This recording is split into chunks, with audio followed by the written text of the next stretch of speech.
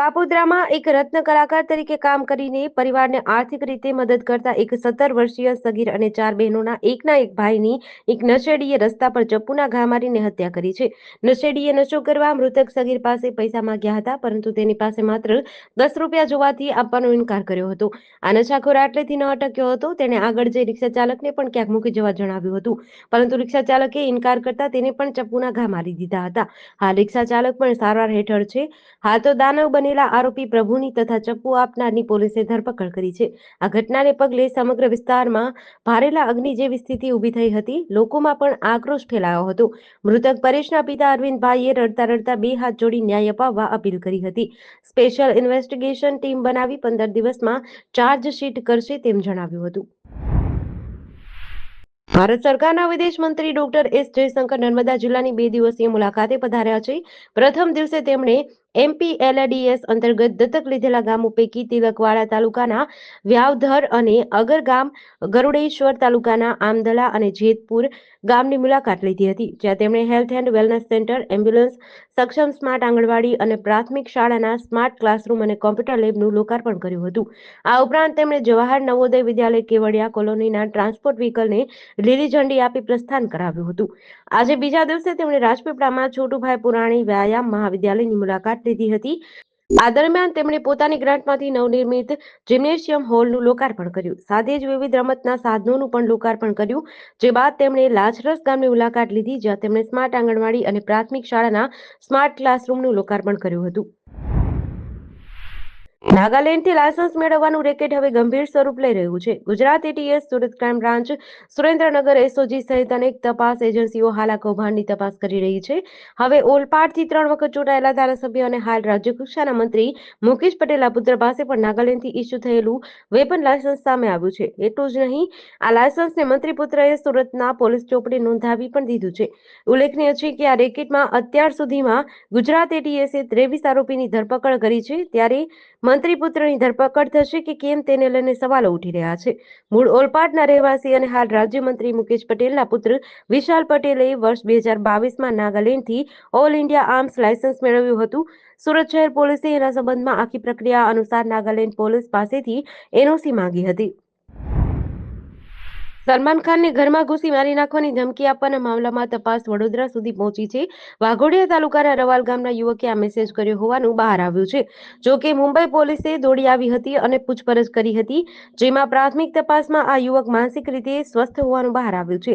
મુંબઈ પોલીસના Worli traffic control રૂમના WhatsApp number પર અભિનેતા સલમાન ખાનને જાનથી મારી નાખવાની ધમકી મળ્યા બાદ પોલીસે FIR નોંધી હતી.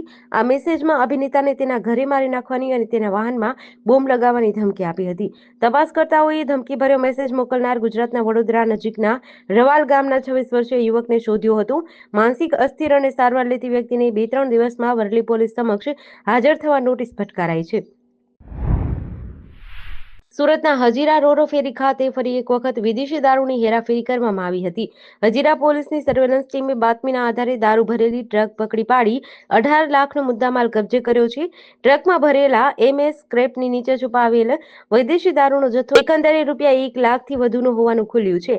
હજીરા પોલીસ સ્ટેશનને બાતમી હકીકત મળી હતી કે સુરત તરફથી આવતી અશોક લેલન કંપનીની ટ્રકમાં ગેરકાયદેસર વિદેશી દારૂનો જથ્થો છે અને તે રોરો ફેરી મારફતે ભાવનગર તરફ જવાનો છે. આ બાતમીના આધારે હજીરા સ્થિત રોરો ફેરીના પાર્કિંગ ખાતે પોલીસની સર્વેલન્સ ટીમે વોચ ગોઠવી અને સંદિગ્ધ ટ્રકને અટકાવી ચકાસણી હાથ ધરી હતી.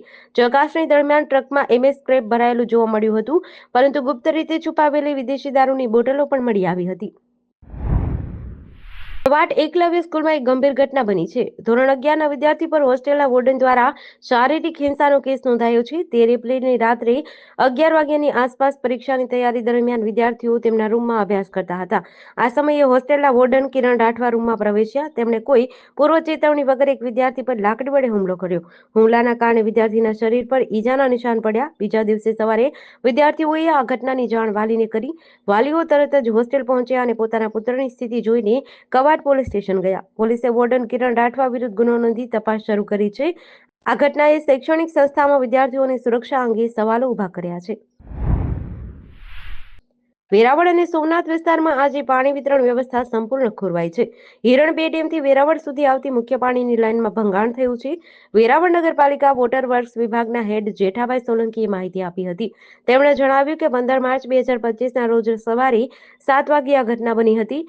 હિરણ બે ડેમથી આવતી 700 મીમીની જીઆરપી મેન લાઇનમાં તાલાલા ચોકડી નજીક ઓવરબ્રિજ પાસે ઓવરબ્લોકના કારણે બ્લાસ્ટ થયો હતો. પાણી પુરવઠા વિભાગની લાઇન રિપેરિંગ માટે યુદ્ધના ધોરણે કામગીરી શરૂ છે. વિભાગના અધિકારીઓએ જણાવ્યું કે રિપેરિંગ કામ પૂર્ણ થયા બાદ પાણી વિતરણ વ્યવસ્થા પૂર્વવત કરવામાં આવશે. પંચમહાલ જિલ્લાના ગોધરા લુણાવાડા રોડ પર ચિંતાજનક સ્થિતિ સર્જાઈ છે. ગ્રામ્ય વિસ્તારના યુવાનો ઇકો કારમાં જીવના જોખમે મુસાફરી કરી રહ્યા છે. વાહનની ક્ષમતા કરતાં વધુ મુસાફરોને બેસાડવામાં આવી રહ્યા છે. સ્થાનિકોના જણાવ્યા મુજબ ખાનગી વાહન ચાલકો નિયમોનું સરેઆમ ઉલ્લંઘન કરી રહ્યા છે. ટ્રાફિક પોલીસ આ બાબતે કોઈ કાર્યવાહી કરતી નથી, જ્યારે ગ્રામ્ય વિસ્તારના શ્રમિકોને સામાન્ય ટ્રાફિક નિયમ ભંગ માટે દંડ ફટકારવામાં આવે છે.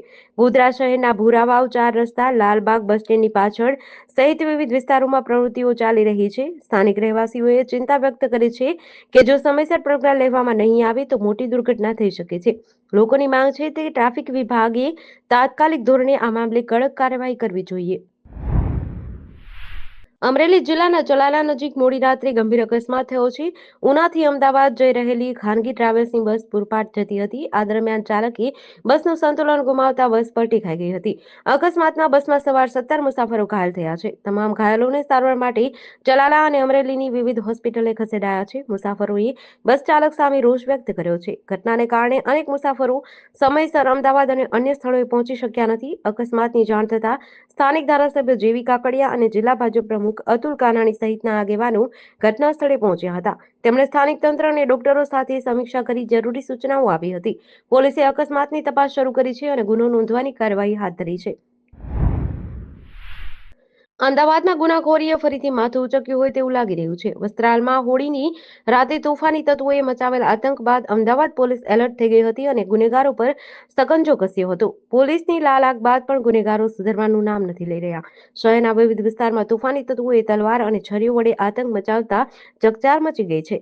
શહેરમાં 2 દિવસમાં 4 મોટી બબાલની ઘટના સામે આવી છે, જેમાં રખિયાલ વિસ્તારમાં તલવારો સાથે તોડું તૂટી પડ્યાનું દ્રશ્ય સામે આવ્યા છે, જ્યારે જુહાપુરામાં 2 દિવસ પહેલા મંડલી ગેંગ અને બક્ષી ગેંગ વચ્ચે તલવારો ઉછળી હોવાની ઘટના બની હતી. આ ઘટના હજુ શાંત નહોતી થઈ ત્યાં મોડી રાત્રે ફરી તલવારો ઉછળી હતી. એકાતીન કૌભાંડ તેમજ ફાયરિંગ જેવા અનેક કેસોમાં સંડોવાયેલા કુખ્યાત આરોપીઓએ તેની ગેંગ સાથે મળીને 2 લોકો પર તલવાર વડે હુમલો કર્યો હતો.